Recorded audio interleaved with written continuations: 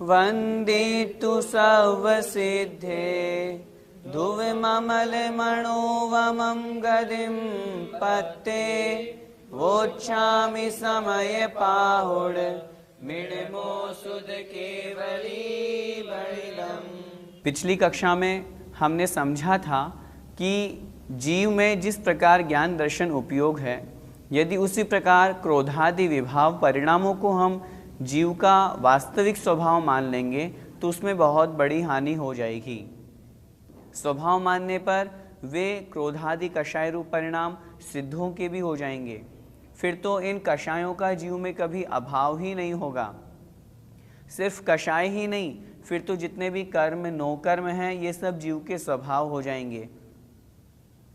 इस कारण से आचार्य भगवान ने वहाँ स्पष्ट किया था ये जीव के स्वभाव नहीं है, ये तो जीव के विभाव हैं जो कर्म के निमित्त से जीव में उत्पन्न होते हैं। उसी बात को आचार्य भगवान आगे आज की इस कक्षा में हम समझेंगे। एक मत होता है सांख्य मत, उस मत के बारे में हम समझेंगे। उनकी क्या धारणा होती है, वो क्या समझते हैं। वे सभी द्रव्यों को, समस्त पदार्थों को कूटस्थ मानते हैं। कूटस्थ का अर्थ होता है जो जैसा है वैसा ही रहना, त्रिकाल रूप से उसमें कोई परिवर्तन नहीं होना। आज की इस कक्षा में हम उस चर्चा को आगे बढ़ा करके समझेंगे कि वे जो कर्म हैं वे किस प्रकार से परिणमन करते हैं। जीव के भावों से परिणमन करते हैं अथवा स्वयं परिणमन करते हैं, जीव उन्हें परिणमाता है या अन्य क्या है। आइए देखें गाथा क्रमांक 123। जीवेण स्वयं बद्धं न स्वयं परिणमधिकं भावेन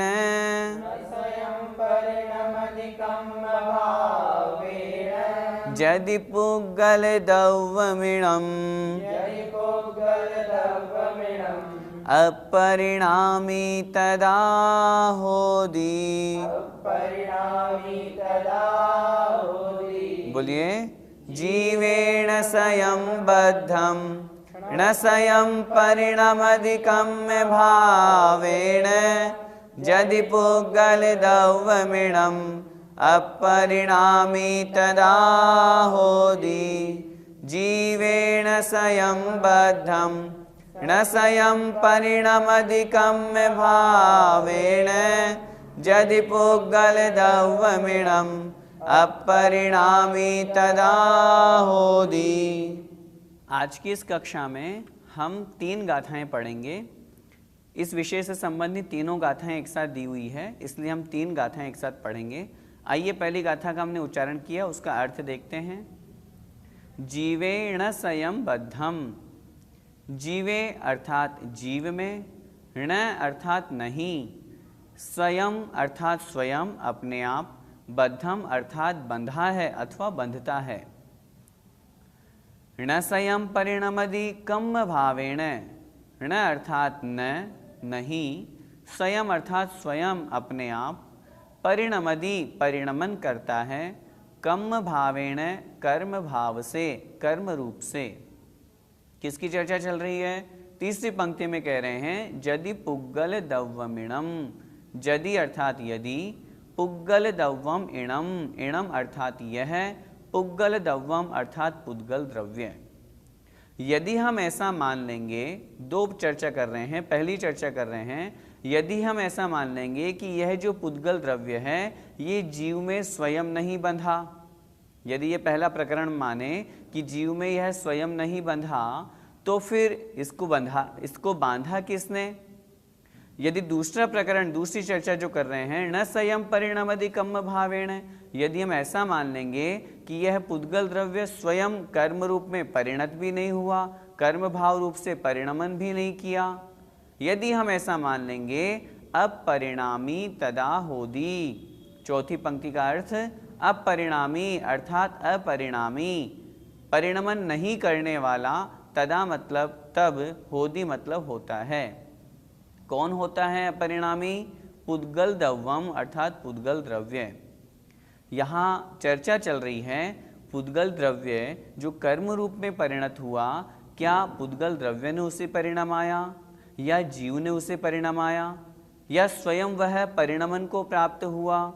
इस विषय पर चर्चा चल रही है। इसलिए इस गाथा में आचार्य भगवान कह रहे हैं, फिर से देखें गाथा का अर्थ, जीवेण स्वयं बद्धम, तीसरी पंक्ति का अर्थ लगा करके ऊपर से चलना है, पुद्गल द्रव्यमिणम, पुद्गल द्रव्य यह पुद्गल द्रव्य जीवे जीव में न स्वयं बद्धम, स्वयं नहीं बंधा।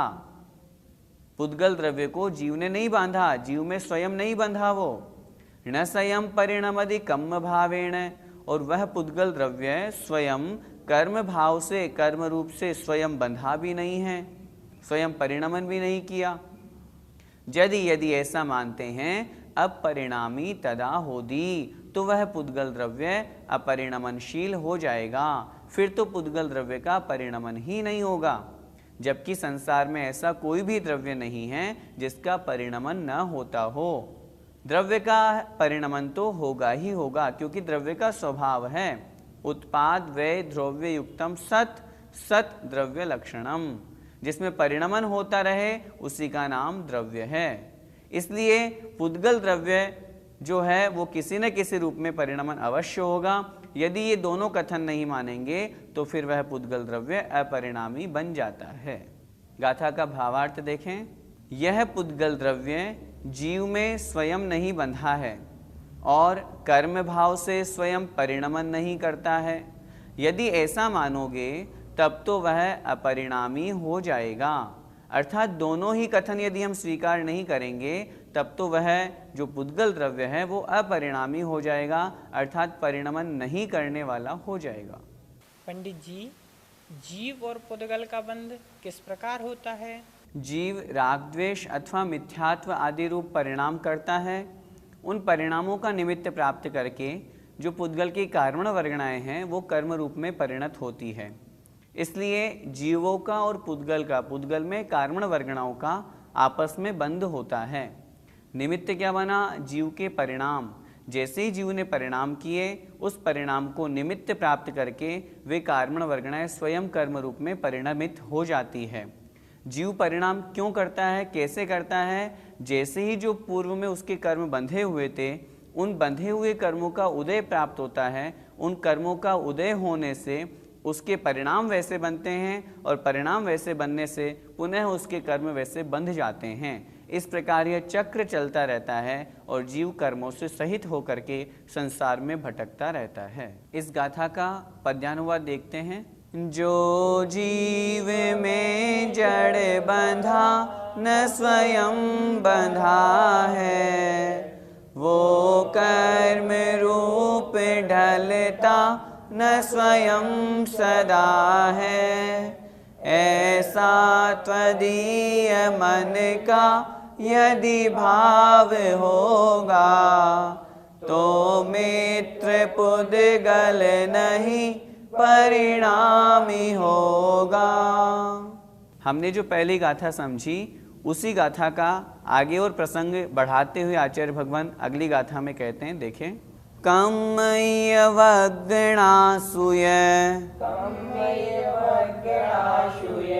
अपरिणमन्ति सुकम भावेन,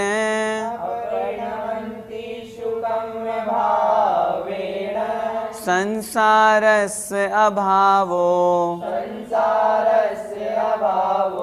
पसज्जते शंख समोवा। बोलिए, कम्मयवग्नासूय अपरिणमन्ति सुकम भावेन, संसारस्य अभावो पसज्जते शंख समोवा। कम्मय्यवगणासूय अपरिणमन्ति सुकम्य भावेन संसारस्य अभावो पसज्जते शंख समयो वा। पिछली गाथा में हमने पढ़ा पुद्गल वर्गणाएं पुद्गल द्रव्य जीव में स्वयं परिणमित नहीं हुआ और वे पुद्गल वर्गणाओं को जीव ने नहीं परिणमाया। यदि ऐसा मानेंगे तो वह पुद्गल द्रव्य अपरिणामी ठहरेगा। इसमें कह रहे हैं, अर्थ देखें, कम इय वगणासु यह अर्थात अथवा कम इय वगणासु कर्म की वर्गणाएं, जो कार्मण वर्गणाएं हैं जो आगे जाकर के कर्म रूप में परिणमित होने वाली हैं, उन पुद्गल की वर्गणाओं को कहते हैं कार्मण वर्गणा। तो ये कार्मण वर्गणाएं अपरिणमन्तिसु कम्म भावेण, अपरिणमन्तिसु अर्थात परिणमन नहीं करती है कम्म भावेण कर्म भाव से। हमने जो पिछली गाथा में पढ़ा जीव में वह स्वयं परिणमन नहीं करती है और वह पुद्गल द्रव्य स्वयं कर्म रूप परिणमित भी नहीं होता है। तो दूसरी चर्चा को यहाँ कह रहे हैं, फिर से देखें, कम्म इय वगणासु अर्थात कर्म वर्गणाएं अपरिणमन्तिसु कम्म भावेण कर्म भाव से कर्म रूप से अपरिणमन्तिसु परिणमन नहीं करती है। यदि कोई ऐसा मानता है कि वे जो कार्मण वर्गणाएं हैं वे कर्म रूप में परिणमित नहीं होती है, तब क्या होगा? संसारस्य अभावो, संसार के अभाव का, अर्थात संसार का अभाव, संसार ही नहीं रहेगा। पसज्जते प्रसंग आ जाएगा, अर्थात प्रसंग प्राप्त हो जाएगा, अर्थात संसार के अभाव का प्रसंग आ जाएगा। अथवा शंख समूहो वा अर्थात अथवा शंख समूहो, समय, समय का मतलब मत, शंख मतलब सांख्य, अथवा वहाँ पर सांख्य मत उपस्थित हो जाएगा। क्या मतलब? यदि हम ऐसा मानते हैं कि जो कार्मण वर्गणाएं हैं वे कर्म भाव रूप से परिणमन नहीं करती हैं, तब तो संसार का ही अभाव हो जाएगा। फिर तो जितने भी क्रिया हो रही है, चाहे वो कोई सी भी क्रिया हो, सुख है, दुख है, हमें यह शरीर मिला, सारा का सारा जो कुछ भी है वो कर्म का खेल है। अगर हम वैसा नहीं मानेंगे तो संसार का अभाव हो जाएगा। अथवा शंख समूहो अर्थात सांख्य मत उपस्थित हो जाएगा। सांख्य मत क्या कहलाता है? सांख्य मत जो कूटस्थ पदार्थ को मानता है। कूटस्थ का मतलब जो जैसा है वो वैसा ही है, अन्य रूप में परिणमन नहीं करता। फिर तो जो जिस स्थान पर है वो वहीं रहेगा। फिर परिणमन तो हम प्रति समय देख रहे हैं, किसी के सुख है, किसी के दुख है, ये स्त्री है, ये पुत्र है, अभी हम मनुष्य पर्याय में हैं, कोई देव पर्याय में है, तो ये परिणमन तो हो रहा है। लेकिन सांख्य मतावलंबी परिणमन को नहीं मानते हैं, वो द्रव्य को नित्य हमेशा एक ही स्वरूप वाला मानते हैं। वो मत, वो सांख्य मत यहाँ पर उपस्थित हो जाएगा, जो कि सांख्य मत आगम के अनुसार सही नहीं है। गाथा का भावार्थ देखें, अथवा कार्मण वर्गणाएं द्रव्य कर्म रूप से परिणमन नहीं करती, ऐसा मानो तो संसार के अभाव का प्रसंग आ जाएगा, अथवा सांख्य मत का प्रसंग आ जाएगा। यदि हम इस तरह की धारणा बनाते हैं तो फिर वहाँ पर हमारी धारणा मिथ्या कहलाएगी, संसार का ही अभाव हो जाएगा, जो कि ऐसा देखा नहीं जाता। अथवा दूसरा प्रसंग सांख्य मत वहाँ पर उपस्थित हो जाएगा, जो कि सही नहीं है। भैया जी, यदि कार्मण वर्गणाएं कर्म रूप परिवर्तित नहीं होगी तो फिर संसार का अभाव कैसे होगा? यह पूरा का पूरा जो संसार है वो कर्म का ही तो खेल है। यदि कार्मण वर्गणाओं को कर्म रूप में परिणमित नहीं मानोगे तो संसार रहेगा कहाँ? मैंने भाव किए, मैंने परिणाम किए, तो मेरे कर्म बंधे तभी तो मैं संसार में इस प्रकार की पर्याय में हूँ। यदि कर्म बंधन नहीं मानोगे तो फिर जीव स्वतंत्र हो जाएगा। सिद्ध भगवान में कर्म बंधन नहीं है क्योंकि उनके परिणाम नहीं हैं। लेकिन कार्मण वर्गणाएं यदि कर्म रूप में परिणमित नहीं होगी तो फिर संसार बचेगा कैसे? मुझे सुख मिल रहा है, किसी को दुख मिल रहा है, वह उसके साता वेदनी कर्म का उदय है इसलिए वह सुखी हो रहा है, किसी के असाता का उदय है इसलिए वह दुखी हो रहा है। ये साता असाता क्या है? ये कर्म ही तो है। कोई स्वर्ग सुख को प्राप्त कर रहा है, कोई नरकों के दुखों को प्राप्त कर रहा है। दोनों में अंतर क्या? दोनों में कर्मण वर्गणाएं जो कर्म रूप में परिणमित हुई, जो उसने आयु कर्म का बंध किया, उस अनुसार उसको वो पर्याय मिली। कहने का मेरा तात्पर्य है, हमें यह जो शरीर मिला, हमें ये जो पर्याय मिली, सब कर्म के निमित्त से। आप किसी भी वस्तु को लगा लो, सब कुछ जो कुछ भी है वो हमारे लिए कर्म के निमित्त से ही है। हम आज जो कुछ भी बोल रहे हैं उसमें कर्म का निमित्त है। शरीर कर्म के निमित्त से, पर्याय कर्म के निमित्त से, सुख दुख सब कर्म के निमित्त से होते हैं। इसलिए कहा है, यदि कर्मण वर्गणाओं को कर्म रूप में परिणमित नहीं मानोगे तो फिर संसार का ही अभाव हो जाएगा, फिर बचेगा ही क्या? फिर तो सब कूटस्थ हो जाएगा, हमेशा नित्य एक जैसी अवस्था रहने वाली, वो कभी होती नहीं है। सांख्य मतावलंबी ऐसा ही मानते हैं, वो वस्तु को कूटस्थ मानते हैं, नित्य मानते हैं कि नहीं, जो वस्तु जैसी है हमेशा त्रिकालिक वैसी ही रहने वाली है। लेकिन ऐसा देखा नहीं जाता है। यदि हम इस सिद्धांत को मान लेंगे तो फिर तो हम कहेंगे संसार के अभाव के साथ साथ मोक्ष का भी अभाव हो जाएगा। जब कर्म ही नहीं है तो कर्मों का क्षय कैसे बनेगा? फिर जीव मोक्ष को प्राप्त कैसे करेगा? शुद्ध अवस्था को प्राप्त कैसे करेगा? इसलिए ये मत आगम के अनुसार नहीं है। पुद्गल द्रव्य या कोई सा भी द्रव्य है वो परिणामी होता ही होता है। पद्यानुवाद देखें। किं वा स्वयं न ढलती विधि वर्गणाए, कर्मत्व में सहज पुद्गल की घटाए। साम्राज्य सांख्य मत का फिर तो चलेगा, संसार का फिर पता रह ना सकेगा। स्पष्ट कह रहे हैं आचार्य श्री, यदि हम इस तरह मान लेंगे कि जो विधि वर्गणाएं अर्थात कर्म की वर्गणाएं हैं ये कर्मत्व रूप से कभी नहीं ढलती है, तो फिर साम्राज्य सांख्य मत का संसार में फिर सांख्य मत प्रभावी हो जाएगा और फिर संसार का कोई पता नहीं रहेगा, अर्थात संसार का ही अभाव हो जाएगा। इसलिए हमारी ऐसी धारणा उचित नहीं है। फिर तीसरी गाथा में आचार्य भगवान कह रहे हैं, यदि वे स्वयं परिणमन नहीं करती तो क्या जीव उनको परिणमाता है? उसके लिए भी आचार्य भगवान निषेध कर रहे हैं। देखें।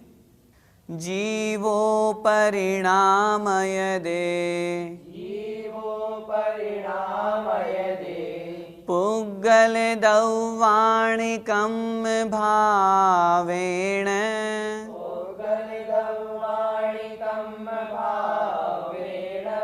ते स्वयं परिणमं तम,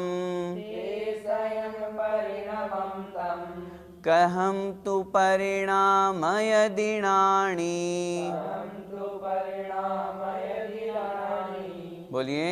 जीवो परिणामय दे, पुग्गल दौवाणिकं भावेन, ते स्वयं परिणमन्तं, कहम तु परिणामय दिनानि।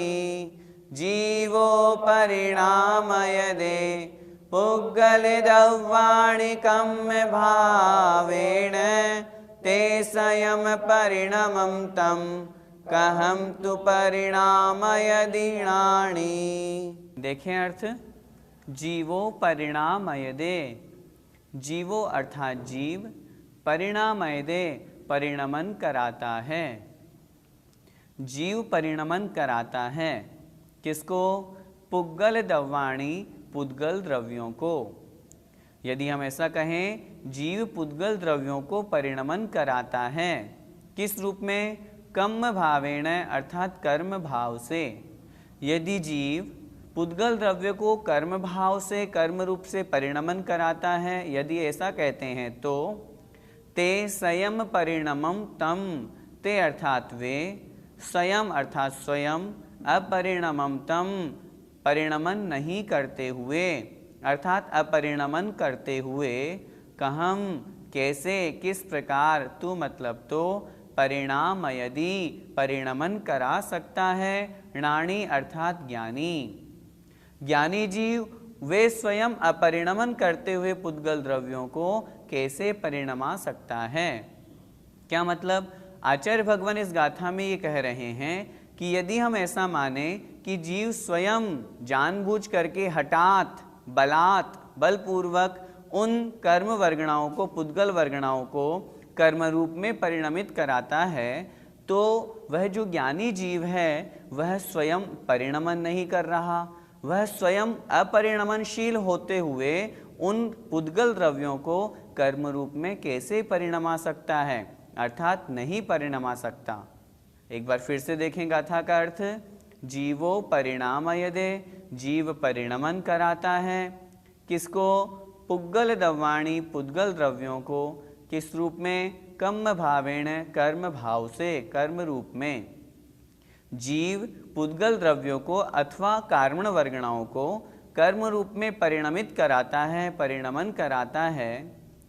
ते स्वयं अपरिणमन्तम, वे द्रव्य, वे पुद्गल द्रव्य, जो कि आपने अभी ऊपर पहले ही गाथा में कहा कि जो पुद्गल द्रव्य है वो स्वयं तो परिणमन करता नहीं है, तो वह पुद्गल द्रव्य स्वयं अपरिणमनशील है, तो फिर ज्ञानी जीव उनको कैसे परिणमा सकता है? कहम तु परिणामय दिनाणी, अर्थात जो ज्ञानी जीव हैं वो उन पुद्गल द्रव्यों को, उन कार्मण वर्गणाओं को कैसे परिणमा सकता है, अर्थात नहीं परिणमा सकता।